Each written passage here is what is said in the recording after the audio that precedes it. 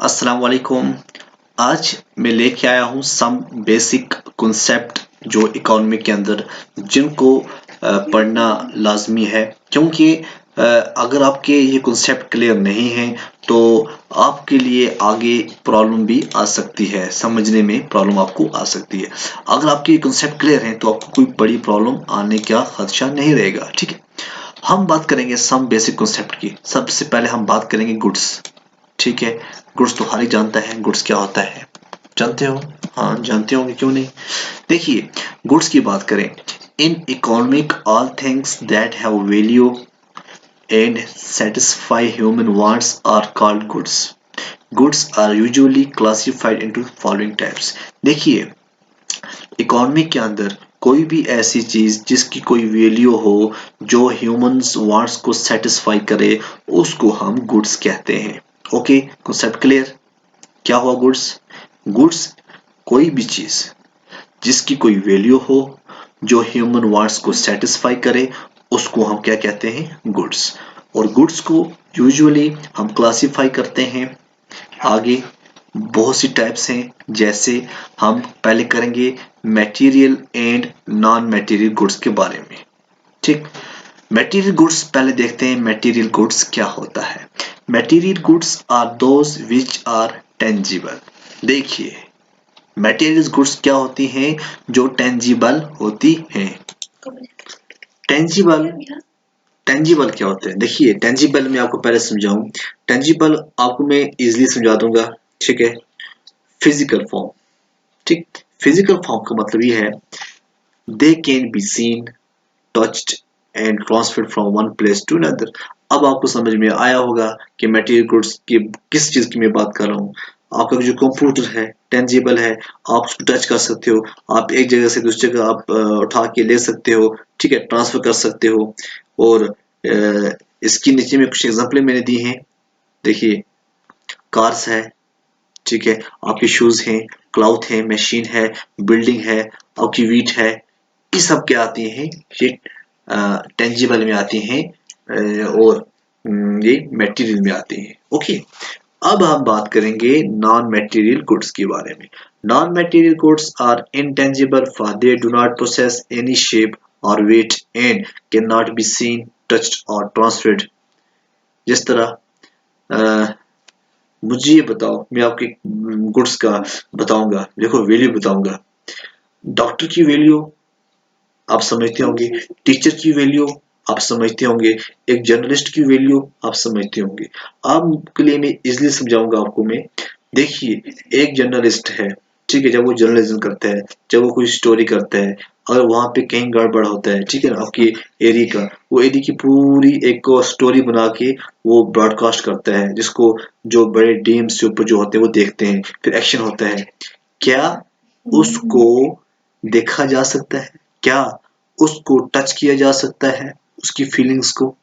जिस तरह डॉक्टर्स जो है वो अपनी जो सर्विस देता है, ठीक है, उसको हम देख नहीं सकते, टच नहीं कर सकते, और उसकी सर्विस को हम ट्रांसफर भी नहीं कर सकते। एक इंजीनियर है, एक एक्टर है, एक लॉयर है, टीचर है, ये चीजें जो है, एक टीचर पढ़ाता है, ठीक है ना, ये एक नॉन मटेरियल गुड्स के अंदर आता है। ओके, उसके बाद हम नेक्स्ट देखें, वो है economic and non economic goods. देखिए, ये तो जो इकोनॉमिक गुड्स होती है which have a price and their supply is less in relation to their demand और आर स्केर्स। देखिए, आप यहाँ में लिखा लिखा भी है, ये जो है सप्लाई जो है, सप्लाई लेस देन डिमांड।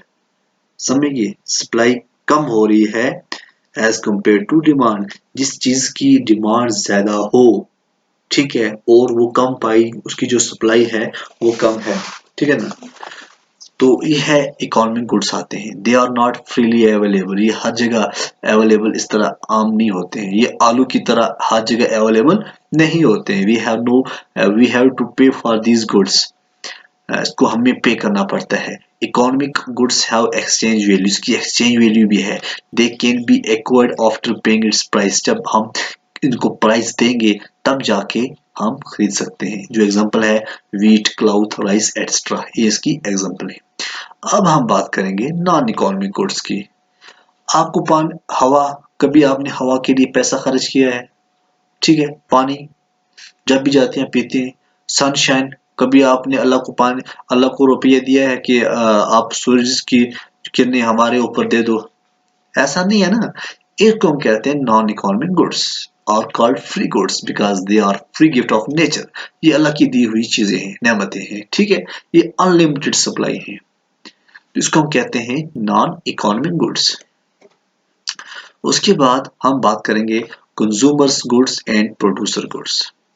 देखिए, जो कंज्यूमर गुड्स होती है विच directly satisfy the wants of consumer, ठीक है, जो डायरेक्टली सेटिस्फाई करती है किसकी वांट्स को, कंज्यूमर की वांट्स को। Such goods are bread, milk, pen, clothes, furniture, ये इसकी एग्जांपल आती है। उसके बाद हम देखेंगे कैपिटल और प्रोड्यूसर गुड्स। प्रोड्यूसर गुड्स का जो दूसरा नाम है उसको हम कैपिटल गुड्स से भी जानते हैं। Capital goods are those goods which help in the production of other goods that satisfy the wants of the consumer directly और इनडायरेक्टली। जैसे कैपिटल गुड्स के अंदर क्या आता है, machines, plants, agricultural and industrial materials, ये तमाम कैपिटल प्रोड्यूसर के अंदर आते हैं, ठीक है ना। उसके बाद जो इम्पोर्टेंट है, बेसिक जो पढ़ना बहुत जरूरी होता है, वो है यूटिलिटी, ठीक है। यूटिलिटी क्या होता है, the want satisfying power of commodity is called utility, ठीक है। जो वांट सेटिस्फाई करती है किसकी पावर को, एक कमोडिटी की पावर को, उसको हम क्या कहते हैं, यूटिलिटी। और टाइप ऑफ यूटिलिटी क्या है, पहले हम देखते हैं form utility.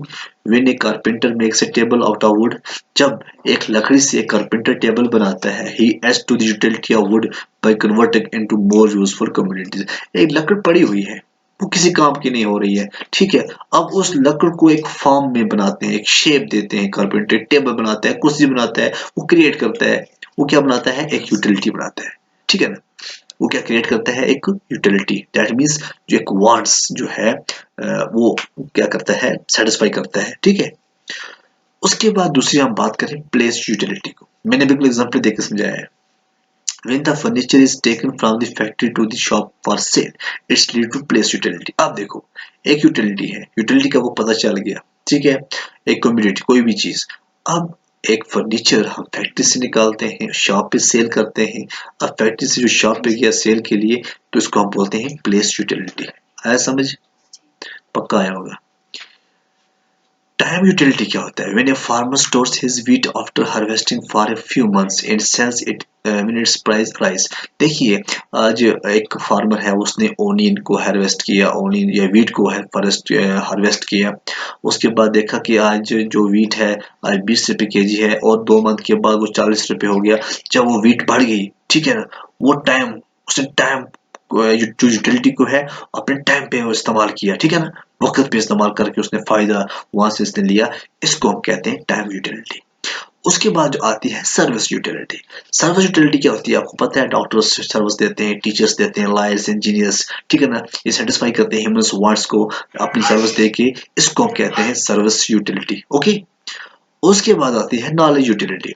When the utility of community increases with increase in knowledge about its use, ठीक है। जब हम नॉलेज को इस्तेमाल करके एक कम्युनिटी को हम इंक्रीज करते हैं, उसको हम कहते हैं नॉलेज यूटिलिटी।